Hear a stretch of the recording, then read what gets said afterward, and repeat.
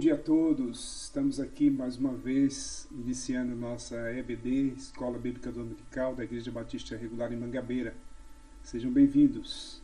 Vamos continuar nosso assunto sobre o mediador. Semana passada nós tivemos o DIP, Dia da Igreja Perseguida. Semana retrasada a gente iniciou com a nossa primeira aula sobre esse assunto, o mediador. E hoje nós vamos falar sobre um mediador é provido. Um mediador é provido. Esse é o nosso assunto de hoje e eu quero que você esteja atento aí para você poder ser edificado mais uma vez com a palavra do Senhor, que você cresça no conhecimento dele e para a gente ter essa convicção que o nosso único mediador é o nosso Senhor Jesus Cristo, é claro. Nós já sabemos disso, mas em detalhes, pelo menos em partes, nós podemos ver esse assunto ou esse tema de uma forma bíblica, onde as passagens bíblicas nos dão essa convicção de saber que existe um mediador e por isso nós estamos seguros neste mediador que é o nosso Senhor Jesus Cristo. Uma mediação perfeita. Então nós vamos iniciar nesse momento esse assunto e eu queria que você ficasse aí atento, pega a sua Bíblia, deixa aí de lado, nós vamos ver alguns versículos. Então, o mediador é provido. Antes da gente iniciar, vamos orar para pedir orientação ao Espírito de Deus que nos ilumine, nos dê sabedoria para entendimento. Oremos. Senhor nosso Deus e Pai, muito obrigado, Senhor, por esse tempo que o Senhor nos concede, tempo oportuno, tempo importante, tempo do Senhor, onde estamos reunidos, transmitindo pelo YouTube, pela internet. O Senhor esteja abençoando, ó Deus, os irmãos da Igreja Batista Regular em Mangabeira, os irmãos lá da nossa congregação em Pombal, e também todos aqueles que estão nos assistindo nesse momento. Que o Senhor esteja abençoando a vida de cada um e que isso dê prazer a cada um de poder observar a Tua palavra. Usa Teu servo em nome de Cristo. Amém. Muito bem, queridos. Um mediador é provido. Então nós vemos aqui que o único mediador entre Deus e os homens é o homem Jesus Cristo.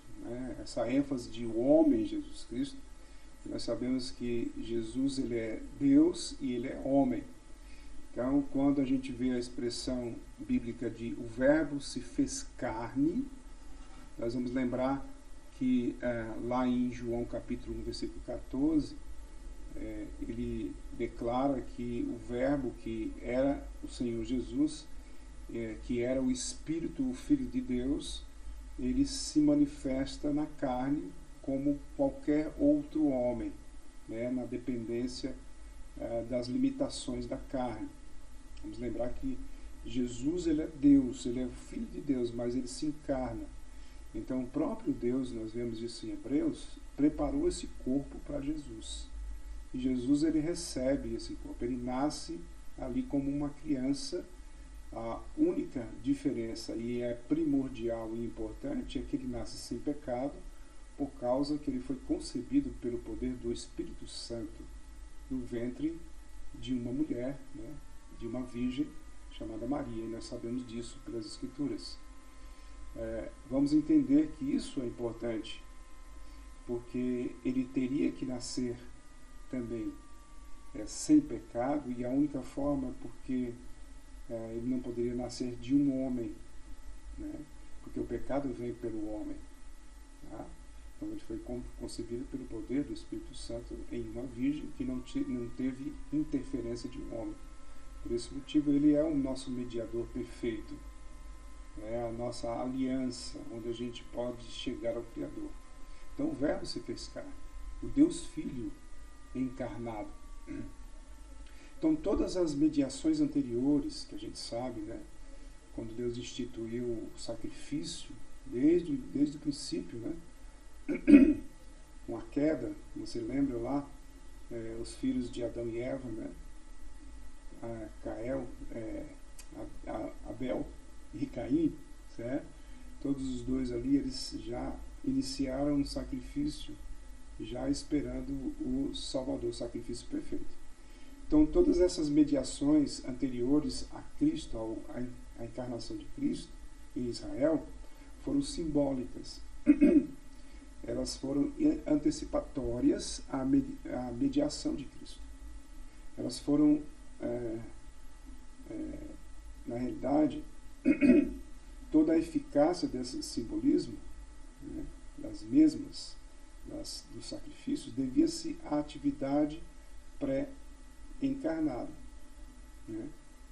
Devia-se a essa atividade pré-encarnada. Então, eles obedeciam a Deus, fazendo o sacrifício e esperando a encarnação do Senhor. Essa pré-encarnação, o que acontecia é que o próprio Deus, o Filho do Homem, o Senhor Jesus, o anjo do Senhor, ele estava sempre presente, né, e orientando, através dos profetas também, né, a forma de sacrifício que deveria ser feito, aguardando a encarnação do Senhor Jesus.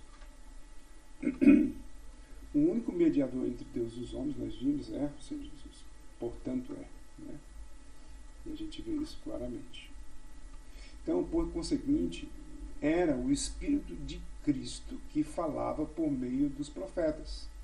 Nós vemos isso lá em 1 Pedro, capítulo 1, versículo 10 e 11. Pega a sua Bíblia.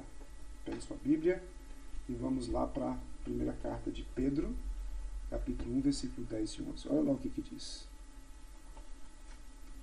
Pedro, capítulo 1, versos 10 e 11.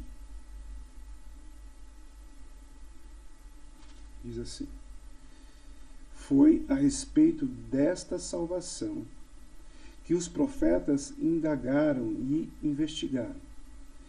Eles profetizaram a respeito da graça destinada a vocês, investigando qual a ocasião ou quais as circunstâncias oportunas que eram indicadas pelo Espírito de Cristo, que neles estava ao predizer os sofrimentos que Cristo teria de suportar e as glórias que viriam depois desses sofrimentos.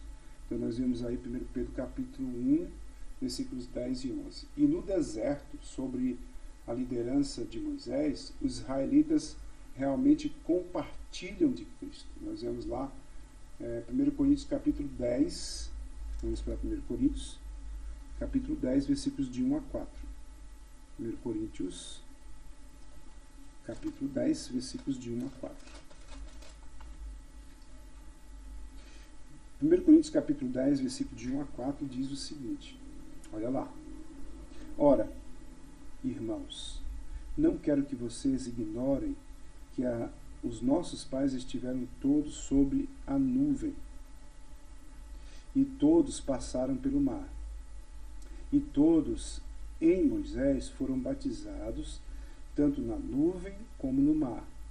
Todos eles comeram do mesmo alimento espiritual e beberam da mesma bebida espiritual, porque bebiam de uma pedra espiritual que os seguia, e a pedra era Cristo.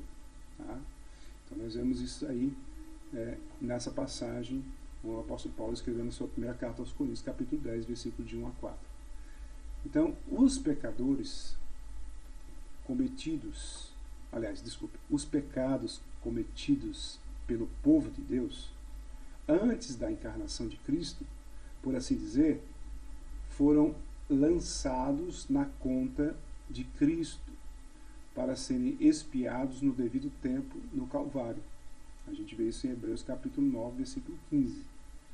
Então, vamos lá para Hebreus 9, 15. Para a gente entender melhor.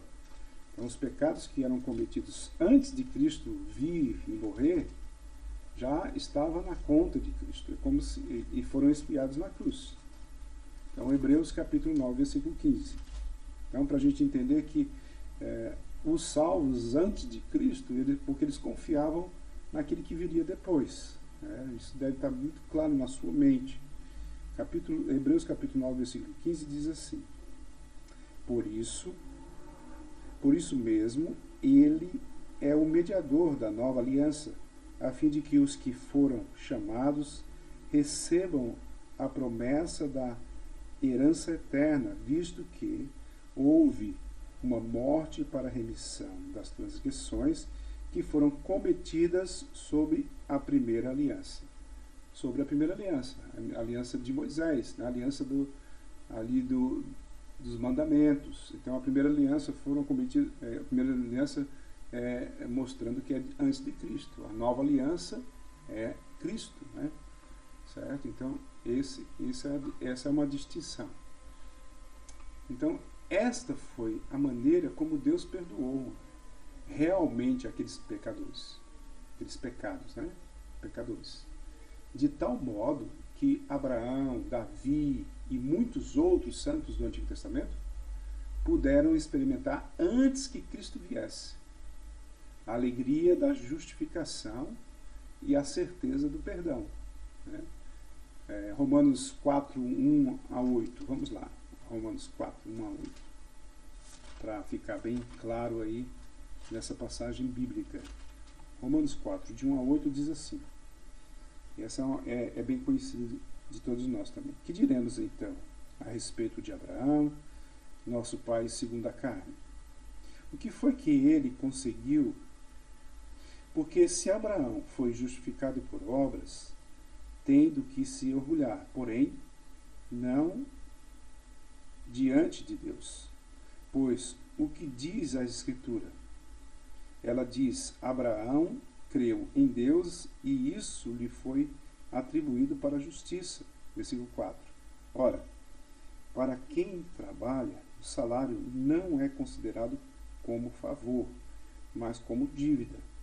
Mas para quem não trabalha, porém crê naquele que justifica o ímpio, a sua fé lhe é atribuída como justiça. Versículo 6. E é assim também que Davi declara ser bem-aventurado aquele a quem Deus atribui justiça, independentemente de obras. Versículo 7, uma citação do Antigo Testamento, Davi disse: Bem-aventurados aqueles cujas transgressões são perdoadas e cujos pecados são cobertos. Bem-aventurado aquele a quem o Senhor jamais atribui ou jamais atribuir pecado. Então aí a gente vê que a maneira como Deus perdoou realmente aqueles pecados dos antigos, antes da vinda de Cristo, antes da morte e ressurreição de Cristo, eles já foram perdoados porque eles confiavam no mediador, eles confiavam no Senhor Jesus. E aí, disso resultou o comentário de Paulo, que a única razão por que Deus estabeleceu Cristo como propiciação no seu sangue, a gente vê isso em Romanos 3:25, foi a de manifestar a sua justiça por ter Deus, na sua tolerância, deixado impunes os pecados anteriormente cometidos. Certo? E aí o fato de Deus ter perdoado pecados sobre a velha aliança, embora nenhuma reparação adequada tivesse sido feita, parecia uma injustiça da parte do divino juiz. Então aí, qual era a reparação? A reparação era justamente o pagamento do pecado de um sacrifício completo. Mas Deus perdoou e parecia ser algo injusto, parecia uma injustiça da parte do divino juiz. Mas o que a gente vê é o seguinte: que são duas indagações que podem ser formuladas sobre o homem Jesus Cristo, o único mediador. A primeira é: por que o mediador veio ao mundo? Por que ele veio ao mundo? Cristo veio ao mundo conforme ele mesmo nos diz, cerca de 30 vezes. A gente vê isso lá no Evangelho de João. Porque foi enviado. Quem enviou foi o próprio Senhor, o Senhor Deus, nosso Deus, Deus Pai. Enviou seu próprio Filho. Então isso há uma resposta, né? O próprio Senhor Jesus. Foi Ele que me enviou. Então, se o Pai me enviou, isso é justo, né? Ele enviou porque Ele queria que a justiça dele fosse perfeita, que a justiça dele fosse cumprida. E tinha que cumprir somente em alguém perfeito. Então, ele havia sido destinado para essa missão desde a eternidade. Nós vemos isso em 1 Pedro capítulo 1, versículo 20. E em 1 João 4,14 diz que o Pai enviou o seu Filho como Salvador do mundo. O Pai escolheu em Cristo, isto é, escolheu para serem salvos pela obra de Cristo, mediante a união com sua pessoa, muitos dentre a humanidade pecaminosa. Nós vemos isso em Efésios capítulo 1, versículo 4. Então, nós somos perdoados mediante a união com Ele. Então, quando a gente não se une com Jesus, e essa união é uma união espiritual, né, onde nós estamos em Cristo, Cristo está em nós, sem essa união não há perdão de pecado. A gente faz um tipo de uma simbiose. Nós nos misturamos com Cristo. Isso sobrenaturalmente. Nosso espírito habita com o Espírito de Cristo em nós. Isso é só a palavra de Deus pode nos ensinar isso. Algo sobrenatural. E a gente só pode compreender isso pela fé, porque o próprio Deus colocou isso na nossa mente como fé. Racionalmente a gente fica pensando como é que pode isso, mas é dessa forma. As Escrituras são claras e não existe essa questão de você indagar e dizer assim, mas como é que pode acontecer? Isso é algo que não acontece naturalmente, mas acontece espiritualmente de acordo com o que o Senhor nos ensina. Ele nos ensina isso e basta que eu confie. Como eu posso confiar? Como eu posso ter fé? Essa fé ela vai crescendo à medida que a gente vai entendendo Deus através das Escrituras. Então, quando eu medito na palavra, eu tenho mais fé. E eu confio mais naquele que fez todas as coisas por mim, né, enviando o seu próprio Filho. E aí a gente vê isso nessas passagens. Então, esses lhe foram dados, quer dizer, aqueles que Deus escolheu, a fim de que ele fizesse tudo quanto era necessário para conduzi-los, cada um de nós, cada um de vocês, a Deus e à glória celeste. Né? Olha João capítulo 6, versículo 37. Abra lá sua Bíblia em João. Evangelho de João, capítulo 6, versículo 37. O que diz lá? Diz assim. 37 e 39, tá? 37 e 39. A gente leu 37, depois leu 39. 37 diz assim: todo aquele que o Pai me dá, esse virá a mim. E o que vem a mim, de modo nenhum o lançarei fora. Versículo 39. E a vontade de quem me enviou é esta, que eu não perca nenhum de todos os que ele me deu. Pelo contrário, eu o ressuscitarei no último dia. A palavra também aí é muito clara e direta, certo? Bem eficiente. Assim, em outro sentido, Cristo foi dado pelos eleitos. Cristo foi oferecido por aqueles que o Senhor escolheu. Aí vem a questão da soberania de Deus, né? A soberania de Deus é algo questionável em muitos pensamentos de crentes. Por quê? Então, Deus escolheu uns e outros não. E essa é a indagação. A pergunta é, por que Deus escolheu uns e outros não? Primeiro nós respondemos que é por causa da soberania dele. E também por causa da misericórdia dele. Porque na realidade a justiça que ele deveria aplicar em nós não foi feita pela sua misericórdia. A justiça que ele deveria aplicar em todos nós, sem exceção, é que todos nós estaríamos perdidos, mortos espiritualmente, eternamente.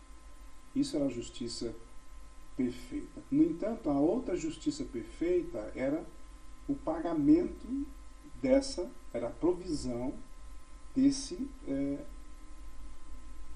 para resolver ou solucionar esse problema.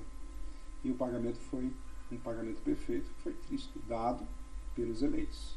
Então, Cristo vem para aqueles que ele escolheu, simplesmente escolheu. Nós não sabemos corretamente qual foi o critério que o Senhor, nosso Deus, escolheu o eleito, que ele te escolheu, que ele me escolheu, sem merecermos. Não sabemos o critério. Na realidade, a Bíblia nos mostra que o critério não foi por eu ter feito ou eu faria alguma coisa para que Deus escolhesse. Não foi. Nós não fizemos absolutamente nada. Na realidade, nós fizemos tudo contra Deus. Então, Deus, pela sua misericórdia, graça, nos escolheu. E por que ele não escolheu outros? Aí é outra história. Por que ele não escolheu o meu vizinho, o meu parente, aquele que parecia ser melhor do que eu? Primeiro, não foi por mérito, não foi porque a pessoa é boa que ele escolheu, né? Não foi feito um teste de aptidão, um teste de capacidade, não foi. Ele simplesmente escolheu. Ele escolheu principalmente os fracos para confundir os fortes. Ele te escolheu. Você foi o eleito. Glória a Deus por isso. Não questione Deus. Deus, ele é soberano. Então, aí a gente vê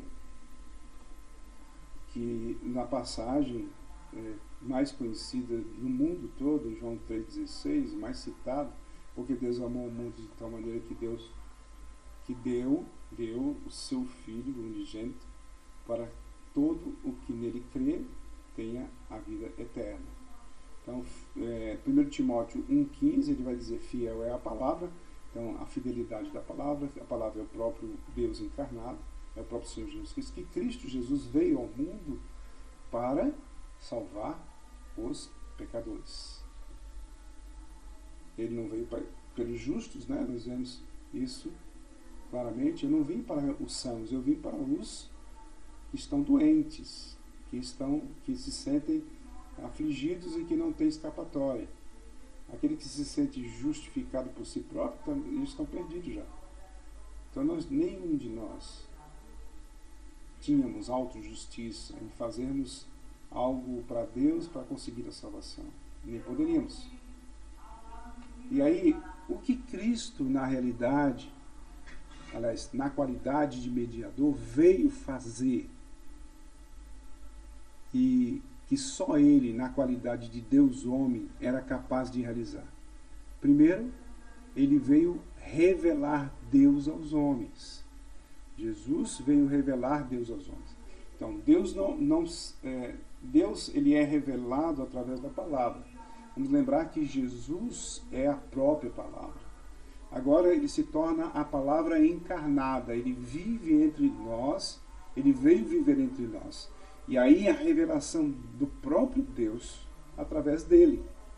Antes de podermos conhecer e amar a Deus, é mister que nos seja mostrado como ele é. Então a gente não pode amar alguém, alguma pessoa, e aí Deus é pessoa, Jesus é pessoa, o Espírito Santo é pessoa, se nós não o conhecermos. Então ele se revela através do Filho, que vem e habita entre nós de uma forma igual a nós, mas sem pecado, lógico. Então, no Antigo Testamento, as palavras de Deus, paralelamente aos acontecimentos por ele determinados, indicava algo de sua natureza e de seu caráter. Mas nenhuma manifestação dessa ordem poderia ser definitiva. Tá? Então, no Antigo Testamento, a gente via os profetas falando da parte de Deus, né? Os sacerdotes representando o povo diante de Deus. Mas você não via uma manifestação clara, direta, né? Assim, eu sei que alguns receberam anjos E o próprio anjo do Senhor, que é o Senhor Jesus, em sua manifestação, apareceu a alguns. Mas da forma que Jesus veio ao mundo e habitou entre nós de uma forma clara, objetiva, direta e com a manifestação muito clara de quem ele era, para aqueles que estavam ali perto dele, ali na Galileia, naquela região onde ele viveu, um espaço que não foi tão grande, mas que foi que o testemunho dos primeiros, dos próprios discípulos, dos apóstolos, foi que espalhou esta verdade para o mundo todo, chegando até nos nossos dias. Então, isso é que é importante, você ver isso claramente na história da humanidade, na história da igreja, em relação a essa manifestação. Então, para trazer aos homens essa manifestação, ao ponto de entenderem que a perspectiva e a verdade sobre a atitude de Deus tinha sido exposta, era necessária uma espécie diferente de revelação. Era necessário essa... E qual era a espécie diferente? Era o próprio Deus encarnado. Uma revelação que era indiscutível. Uma revelação que selava essa aliança verdadeiramente. Então, por isso, Deus enviou o seu Filho, o qual é sua perfeita imagem. Então, quem vê a mim, vê o Pai. Olha Colossenses capítulo 1, versículo 15. Vamos lá para Colossenses capítulo 1, versículo 15. O que diz lá? Colossenses 1, 15.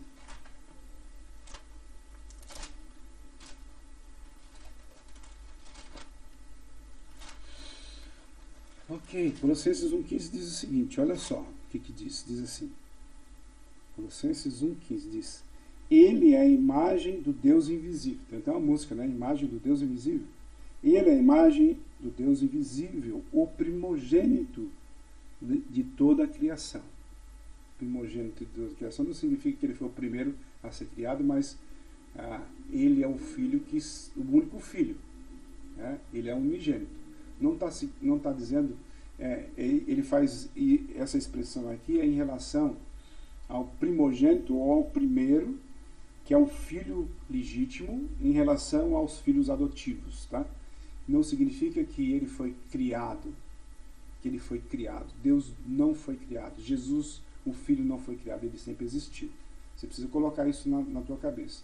Quando você vê a palavra primogênito, você vê que é o primeiro dos filhos. O primogênito era muito comum usar essa expressão, principalmente dos judeus, porque o primogênito era o mais importante. O primeiro filho era o mais importante de todos os outros filhos. O primogênito, eu tenho o meu primogênito, aquele que veio primeiro.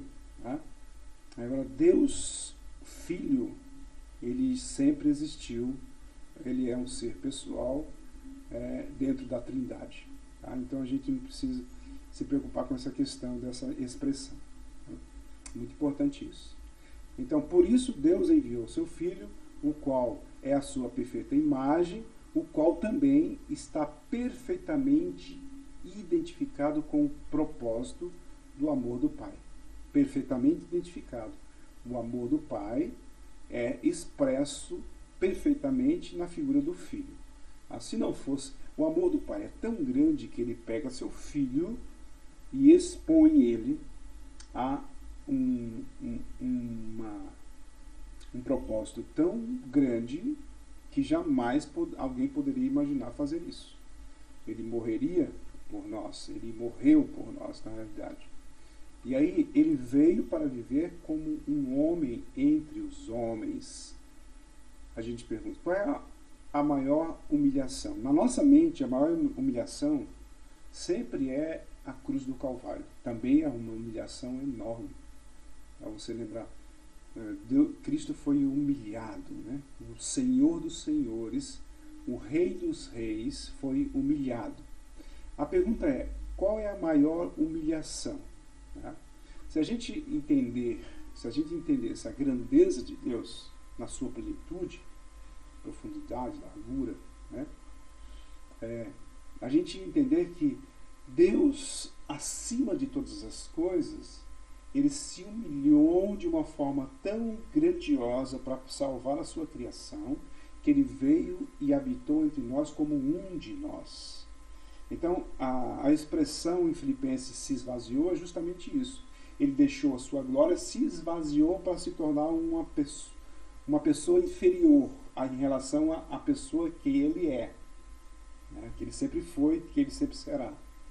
Mas ele adquiriu a forma humana e acrescentou essa forma, ou mais esse complemento. Não é que ele precisava se completar, mas ele fez questão de se fazer igual a nós para nos salvar. Isso é incrível você imaginar isso, né? Então a humilhação maior foi ele ter se transformado em um de nós. Essa é a humilhação maior. Então ele veio para viver como homem entre os homens. E dessa forma tornar Deus perfeitamente conhecido. Tá? E aí a gente vê literalmente ali a explicação. Ninguém jamais viu a Deus. O Deus unigênito é quem o revelou. Literalmente o Deus unigênito é quem o explicou. É João 1,18. Então aí a gente vê isso nessa passagem aí, João 1,18. Ele veio para viver como homem entre os homens. Ok? Então, Jesus pôde dizer, e aí só ele poderia dizer isso: quem me vê, a mim vê o Pai. João 14:9. Naquela passagem o discípulo pergunta, mostra-nos o Pai, e isso nos basta. Então eles indagando por Jesus, mostra-nos o Deus. Ele diz, como é que eu vou ver Deus se eu não posso vê-lo? Né? O homem não poderia ver Deus. Como é que ele vai ver Deus? Aí Jesus se revela como o próprio Deus. Ele não está representando Deus. Jesus não representa Deus, ele é Deus. É isso que você tem que colocar na cabeça. Porque nessa passagem, João 14:9, ele diz, quem vê a mim, vê ao Pai. Então a manifestação real, verdadeira, a manifestação de Deus é o Filho. Então o Filho é o próprio Deus. Aí você pergunta, você pode indagar, quer dizer que o Deus é igual ao Filho? No sentido da essência é. Mas no sentido de que Deus tem corpo? Não, lógico, Deus não tem corpo. E por que o Filho tem corpo? Óbvio, tá? O Filho tem corpo porque era necessário ter um corpo. E este corpo seria o sacrifício perfeito. Tá? Por isso ele tem corpo. Por isso ele tem corpo. Tá? Por esse motivo ele tem corpo. Pois o Pai e o Filho estão um no outro, por isso ele diz, quem vê a mim vê ao Pai, numa completa união de essência, poder, caráter e propósito. Tá? Olha lá, João 17:21, a oração sacerdotal de Jesus. Olha o que ele diz lá. Vamos lá para o Evangelho de João, capítulo 17, versículo 21. O que diz lá? Diz assim, 17:21. A fim de que, toda vida que você lê nas Escrituras, principalmente no Novo Testamento, a fim de é o propósito. Então, qual é o propósito? A fim de que todos sejam um. Esse é o principal propósito de Deus. Todos sejam um. E como tu, ó Pai, é a oração de Jesus falando com o Pai, e como tu, ó Pai, estás em mim e eu em ti, também eles estejam em nós, para que o mundo creia que tu me enviaste. Como é que a gente vai manifestar ou testemunhar Deus em nossa vida? Quando nós estivermos em Cristo. Cristo está em nós. Quando Deus está em Cristo, Cristo está em Deus, nós estamos neles. É que essa passagem diz.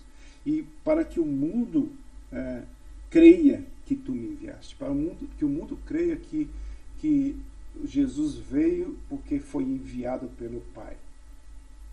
Tá? Essa é a explicação clara desse versículo em relação à manifestação do próprio Deus encarnado. Tá? E essa é a oração do Senhor no versículo 21 do capítulo 17 de João. Então, segundo, ele veio para remir os homens do pecado. Ele veio para remir os homens do pecado. A Bíblia desconhece aquela especulação popular em alguns lugares que afirma que o Filho de Deus se fez carne a fim de aperfeiçoar a criação. É errado. Essa expressão aí é errada. A Bíblia não fala isso. A Bíblia não ensina isso. O mundo estava deteriorado e o Filho de Deus veio para aperfeiçoar a sua criação. Não é isso. O que é realmente? É que o testemunho uniforme das Escrituras, que nos mostra claramente, é antes que ele tornou-se homem a fim de remir os homens, a fim de salvar os homens do pecado. Não restaurar. Não é restaurar, é salvar mesmo. É outra criatura. Nós nos tornamos outra criatura. Deus não pega a gente e reforma a gente.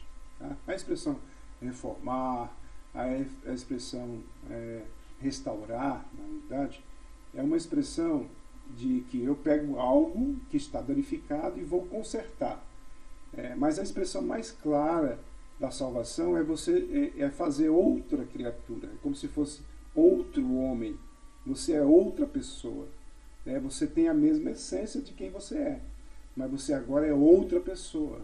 É como se ele vai tirar tudo que tornou você pecador, todo o pecado de você, inclusive o próprio corpo. O corpo será outro corpo, né? O corpo será restaurado, né? Outro corpo. Mas você é uma nova criatura. Essa é a diferença. Então eu não vim para restaurar uma coisa e continuar aquela pessoa que é pecadora, mas ela foi restaurada. Não. Deus veio para tirar todo o nosso pecado. Então, um dia nós não teremos mais pecado com o nosso corpo glorificado. Né? Porque o corpo glorificado é através do corpo que a gente... Na verdade, que o corpo não é pecaminoso, mas o corpo é que abre a porta para o pecado. Com o corpo glorificado não haverá mais possibilidade de entrar mais pecado. Certo? Essa é a definição, mais ou menos, para vocês entenderem, mais ou menos. Isso é algo muito profundo, mas é excelente a gente começar a entender. Então, conforme ele mesmo disse, o Senhor Jesus, pois o próprio Filho do Homem veio para dar a sua vida em resgate de muitos, no qual você está incluído. Marcos capítulo 4, 10, versículo 45. Então, Isaías predisse que as iniquidades de homens desviados seriam removidos mediante a morte de um justo servo de Deus, em substituição a eles. E aí, o pano de fundo aqui, o quadro que foi mostrado, que foi pintado aqui, a imagem que nós podemos ver aqui era o sistema sacrificial dos homens, dos hebreus, antigo, antes de Cristo, e havia esse sistema sacrificial, o sacrifício que era levado uma vez por ano do sacerdote, que foi instituído por Deus séculos antes, a fim de ensinar o princípio que a expiação pelo pecado se faz mediante a morte de um perfeito substituto em lugar do pecador. Isso daí a gente já sabe. O cordeiro tinha que ser sem defeito, tinha que ser melhor, sem nenhum defeito, perfeito, para chegar diante de Deus, ali no lugar santo, santo dos santos, e ser aspergido ali o sangue do cordeiro. Então essa era uma manifestação do princípio da expiação pelo pecado. E era uma forma didática que eles tinham que entender. Eles iam compreender que depois que viria o cordeiro que tira o pecado do mundo, o verdadeiro Cordeiro definitivo, quando eles vissem esse Cordeiro, eles deveriam identificar ele como aquele que viria para, de uma vez por todas, ser oferecido. É interessante a gente notar que a maior parte dos judeus não entenderam isso. Mas aqueles que Deus tocou, que Deus mostrou, principalmente os seus discípulos mais chegados, os apóstolos, quase todos, entenderam. Mas eles vieram entender claramente só depois da ressurreição.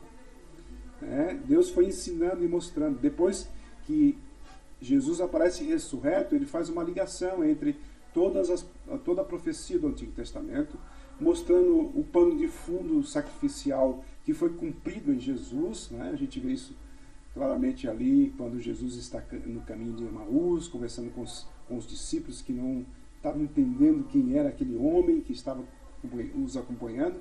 Depois eles viram. Essa manifestação ali foi interessante porque eles dizem assim, mas como a gente não compreendia realmente as Escrituras?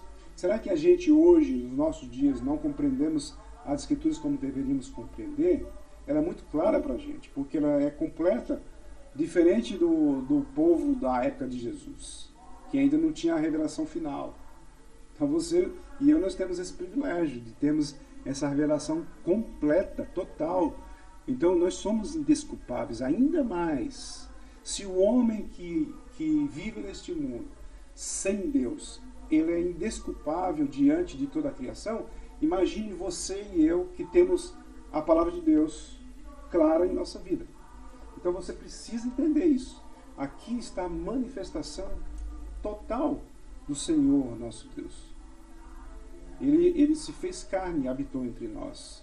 Ele cumpriu o seu propósito. Então, o justo servo de Deus, disse Isaías, tornar-se-ia oferta pelo pecado. Nós vimos versículo 10. E aí, 10 e seguintes. E aí, porém, onde poderia ser achado um perfeito servo de Deus, totalmente justo e sem pecado? Onde? Procura entre os homens. Seria Davi? Seria Moisés? Seria Abraão? Seria Jó? Nenhum. Não poderia ser. Não tinha como ser. Todos pecaram e careciam da glória de Deus. O único perfeito servo era o Deus, era o próprio Deus, que se tornou servo, que veio e se humilhou para ser servo, para servir a toda a humanidade que cresce nele. Não é? E aí ninguém qualificou-se, exceto o encarnado Filho de Deus, o qual, por ser homem, podia ser tentado, mas por ser Deus, não podia pecar, e de fato ele não pecou. Então a gente vê, como é que pode um homem não pecar? A gente entende mais ou menos o que é pecado. Pecado que faz parte da velha natureza. Jesus não tinha essa velha natureza. Ele era um privilegiado, ele era Deus. A gente não pode dizer assim, porque Jesus foi um homem, ele foi privilegiado melhor do que nós. Não, ele já era Deus, sempre foi Deus, continuando sendo Deus, com um acréscimo de ter sido homem, de ter um corpo. Isso é incrível, né? Então Cristo afirmou a sua própria impecabilidade. Nós vemos isso em João capítulo 8, versículo 46. E os escritores do Novo Testamento, com frequência, chamam a eficácia de sua obra expiatória. Olha 1 Pedro capítulo 2, versículo 22. Vamos lá. Primeira carta de Pedro, capítulo 2. Pedro, capítulo 2, versículo 22. O que diz lá? 2:22. Ele diz assim. Ok. Ele não cometeu pecado, nem foi encontrado engano em sua boca. Essa afirmação é incrível, né? É uma afirmação do apóstolo Pedro, mostrando uma realidade absoluta de que ele não cometeu pecado. Tá? A gente poderia averiguar tudo de Deus. A explicação, a revelação mostra que Cristo, ele não cometeu pecado algum. certo? Ele não poderia cometer pecado, porque ele era perfeito, um homem perfeito, que veio para nos salvar. Então os escritores, eles falam isso constantemente em outras passagens, que você pode ver, 2 Coríntios capítulo 5, versículo 21, 1 Pedro 3,18 e 1 João 2,1. Ok? E aí, terceiro, ele veio para restaurar o homem a Deus. Restaurar o homem a Deus. Deus Filho sempre esteve no seio do Pai. Vamos lembrar que nós somos a imagem de Deus, imagem e semelhança de Deus. Ele veio restaurar essa imagem. Eu falei anteriormente que ele não veio restaurar a criação. Ele veio especificamente para restaurar a imagem do Deus vivo, a nossa imagem. Nós somos a imagem de todo ser humano, a imagem de Deus. Todo, até o ímpio, né? Então ele veio para restaurar o homem a Deus. Deus Filho sempre esteve no seio do Pai. Sempre. Desde a eternidade passada. João 1,18 fala sobre isso. Desfrutando de toda a riqueza da comunhão, do amor e da glória do Pai. Olha João 10,15. O que diz lá? O Evangelho de João 10,15. Olha lá. João 10,15 diz o seguinte. João 10,15. Olha lá o que ele diz. Diz assim: assim como o Pai me conhece, e eu conheço o Pai, e dou a minha vida pelas ovelhas. Tá? Então, porém, os filhos de Adão, esse daí que pega, né? Os filhos de Adão estavam perdidos. Quem são os filhos de Adão? Nós, você e eu, né? A gente às vezes quer pensar, então, os filhos de Adão, os ímpios. Nós somos os ímpios. Somos os pecadores. Banidos da presença do Senhor. Por causa do pecado, lógico. Pecado que foi feito, que foi cometido por nós mesmos. Todos nós somos pecadores, não é verdade? Você tem dúvida disso? Não. Somos pecadores. Somos filhos de Adão. Legítimos. Filhos legítimos de Adão. Jesus é filho de Deus legítimo. Agora, nós somos órfãos, né? Precisamos de um pai. E Cristo veio para nos redimir e nos fez tornar filhos do próprio Deus, por adoção. Então, o Filho de Deus veio ao mundo a fim de que os pecadores viessem a compartilhar da sua experiência de comunhão, de amor e de glória com o Pai. Então, Jesus já tinha essa experiência de comunhão com o Pai, do amor com o Pai, da glória do Pai. Agora ele veio para compartilhar para nós. Ele veio para dizer assim, olha, eu tenho essa comunhão plena, eu tenho esse amor, eu participo da glória do Pai. Agora eu quero que vocês também façam isso. Então, ele veio buscar-nos onde nos achamos, a fim de, propósito, levar-nos para estar consigo onde ele está. Onde ele estiver, nós estaremos com ele. Que bênção! Ele veio a fim de receber-nos como irmãos e tornar-nos filhos adotivos de seu Pai, para que vejamos e compartilhemos a glória do Filho e portemos a sua imagem, a semelhança da família celeste. Olha, vamos ver aqui, por exemplo, 2 Coríntios capítulo 3, versículo 18. Abram lá em 2 Coríntios capítulo 3, versículo 18. Nós temos várias passagens aqui. Tem João 12, 26, João 14, 3, João 17, 24, João 20, 17, Romanos 8, de 14 a 17, versículo 29, 1 Coríntios 15, de 45 a 49. Vamos ler 2 Coríntios 3, 18, segunda carta de Paulo à igreja de Coríntios, capítulo 3, versículo 18. Olha lá. O que diz lá? 2 Coríntios 3, 18 diz assim: E todos nós, com o rosto descoberto, contemplando a glória do Senhor, vamos lembrar que o sacerdote, quando entrava no Santo do Santo, ele entrava com o corpo coberto, não podia ver a glória de Deus, né? E nós agora temos os rostos descobertos, contemplando a glória do Senhor. Somos transformados de glória em glória na sua própria imagem, como pelo Senhor, que é o Espírito. Como somos transformados pela própria imagem? Através do Filho. A cada dia que você está em comunhão com o Senhor Jesus, crescendo no conhecimento, na graça dele, você está sendo transformado de glória em glória à imagem do Deus vivo. Nós estamos restaurando nossa imagem.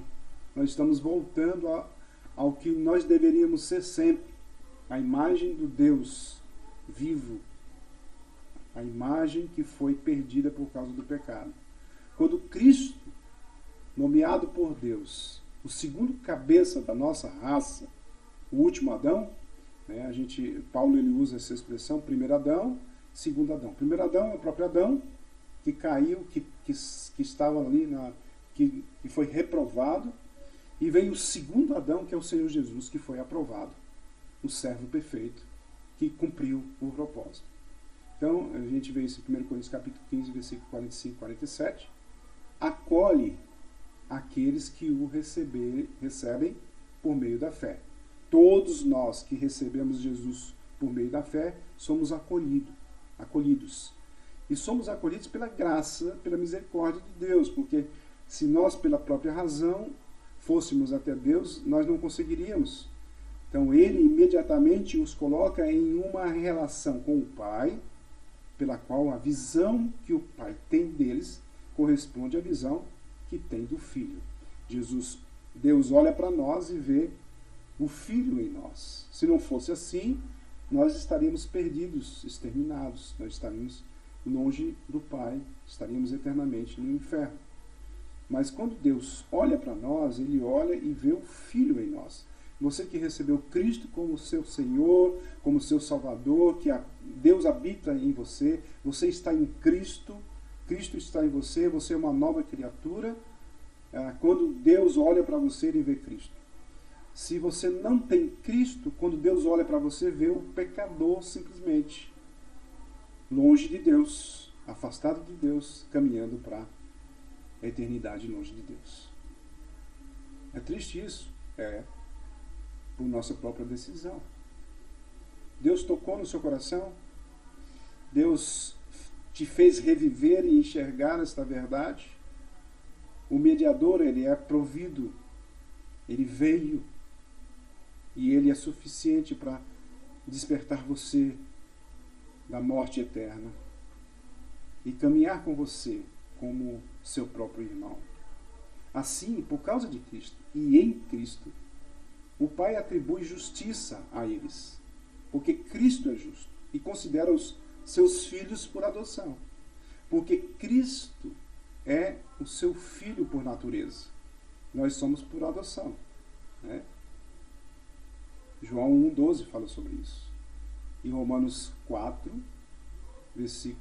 Romanos 4 todo e Romanos 5, versículos de 15 a 19. Após isso, Cristo opera neles por meio de seu Espírito. Neles, todos aqueles que receberam, como ele fez conosco, a fim de transformá-los conforme a sua própria semelhança e desarraigar deles o pecado. Tirar todo o pecado. Né? A expressão desarraigar, tirar, esgotar, né? Tirar todo o pecado. Colossenses capítulo 3, versículo 10. Vamos lá. Colossenses 3,10. Mais um pouquinho para frente, depois de Filipenses, Colossenses 3,10. O que diz lá? Diz assim: e se revestiram da nova natureza, que se renova para o pleno conhecimento, segundo a imagem daquele que a criou. Certo? Então, um dia, quando essa tarefa estiver terminada, Cristo os levará à cidade santa, à Nova Jerusalém. A gente vê isso no Apocalipse 21:2, onde jamais entrará qualquer coisa imunda. Apocalipse capítulo 21, versículo 27. Para ali terem o gozo de verem a Deus e de usufruírem da bem-aventurança de conhecê-lo como seu próprio Deus e Pai. Apocalipse 21, 3, 7, 22, 4. Para sempre, para a eternidade. Como é que eu vou ver Deus? O homem jamais pode ver Deus. Nós vamos ver Deus no Filho. Assim como os antigos cristãos, no princípio da igreja, viram Jesus, seus apóstolos, discípulos, e o abraçaram, né? Nós vamos vê-lo da mesma forma, com um corpo glorificado igual dele. Então, esta consumação não pode falhar. Está garantida, é uma promessa, pela promessa do Senhor. Olha João 6,39. O que diz? 39 e 40. João 6, 39 e 40. Já vimos o versículo 39, agora vamos ver 39 e 40. João 6, vamos lá para João 6. João 6, 39 e 40 diz assim: e a vontade de quem me enviou é esta, que eu não perca nenhum de todos os que ele me deu. Pelo contrário, eu o ressuscitarei no último dia. De fato, versículo 40. A vontade de meu Pai é que todo aquele que vir o Filho e nele crer tenha a vida eterna, e eu o ressuscitarei no último dia. Como é que as pessoas veem Cristo hoje, se ele não está presente corporalmente? As pessoas veem Cristo em nós como testemunho. Então, por isso, a responsabilidade que nós temos como testemunho do Senhor é enorme. Aqui nessa passagem ele está dizendo: todo aquele que me vê e crê.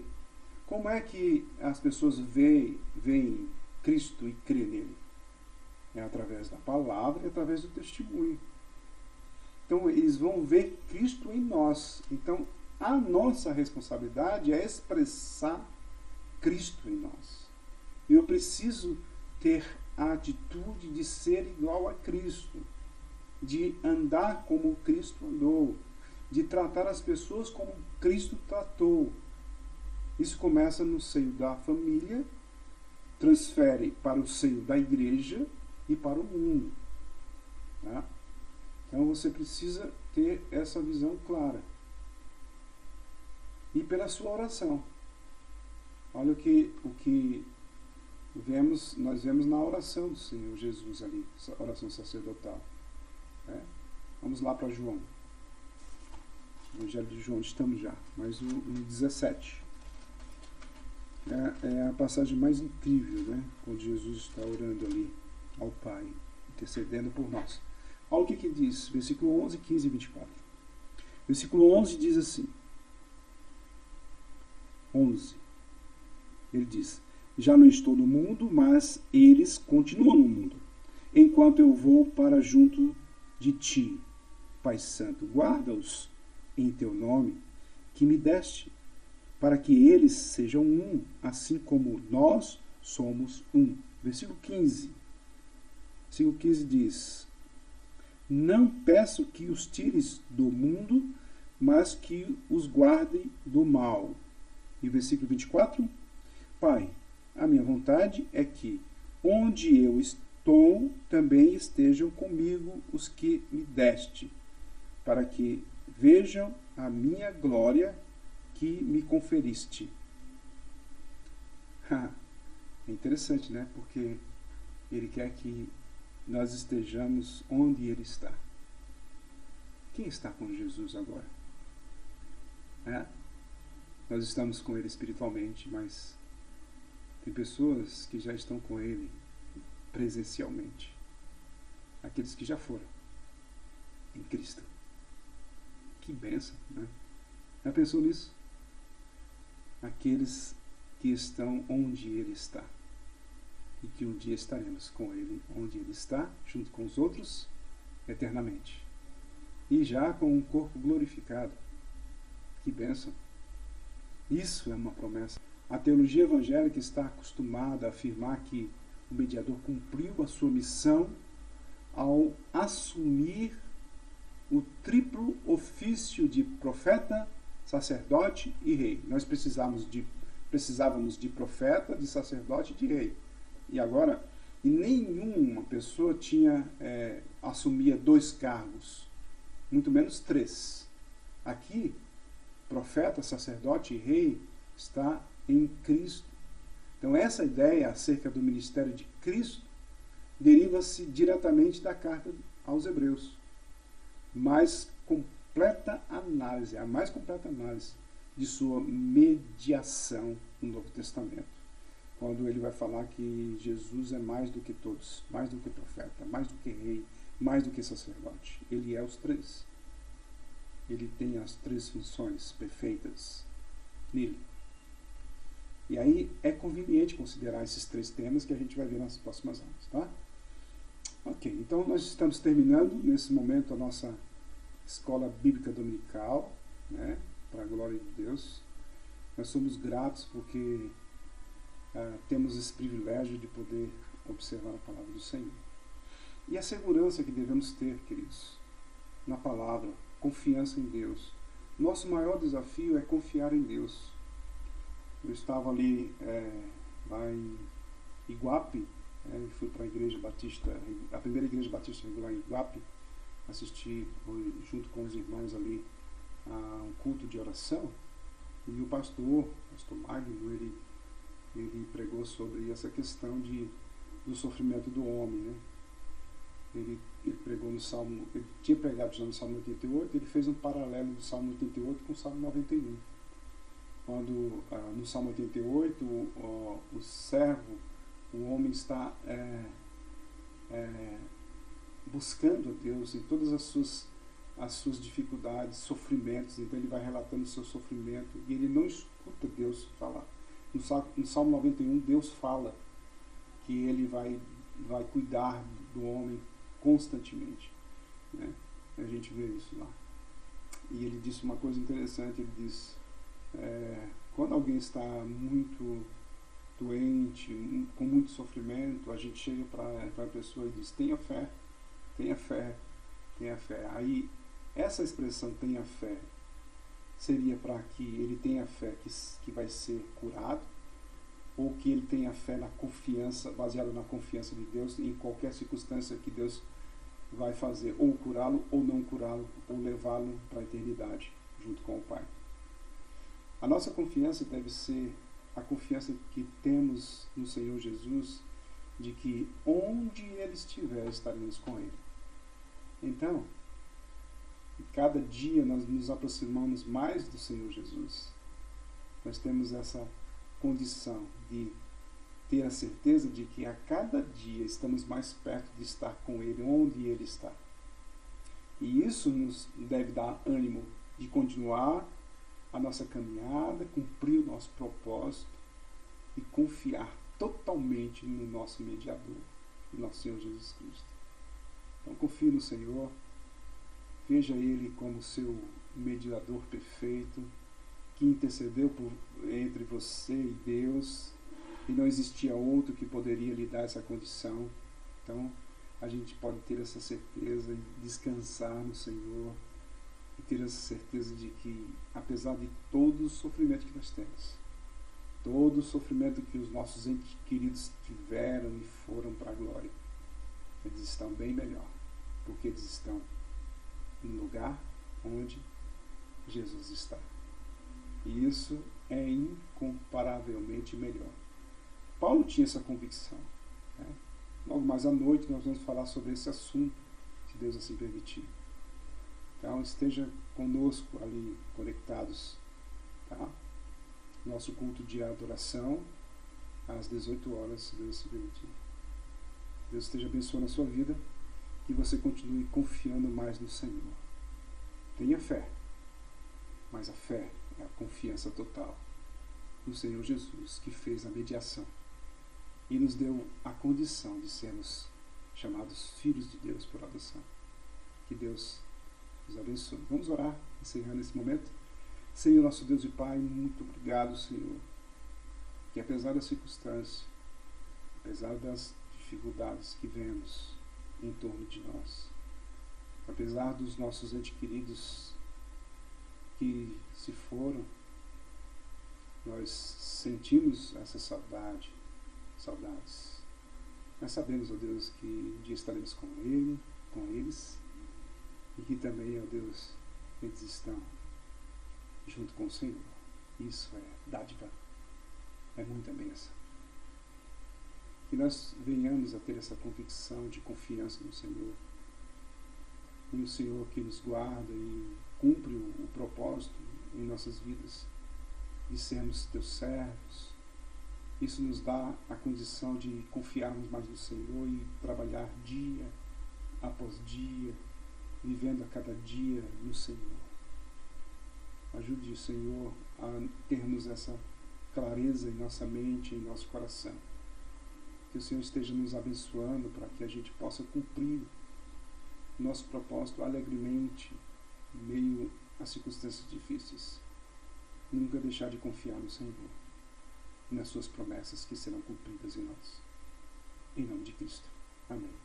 Que Deus abençoe a Igreja Batista Glória Mangabeira, a nossa congregação lá em Pombal, e também todos aqueles que fazem parte ali da congregação, pastor Valderi, a sua família, a irmã Josefa, a missionária lá, tá? E todos vocês que estão nos assistindo. Deus esteja abençoando a sua vida e que na próxima semana, se Deus assim permitir, estaremos trazendo novamente nossa EBD, Escola Bíblica Dominical, transmitida pelo YouTube. Se você ainda não se inscreveu no canal, se inscreva, tá? Para que a gente possa continuar transmitindo. Se você quiser dar um like ali, você pode dar, tá? Deus esteja abençoando a sua vida. Nós continuemos servindo ao Senhor com alegria. Que Deus nos abençoe.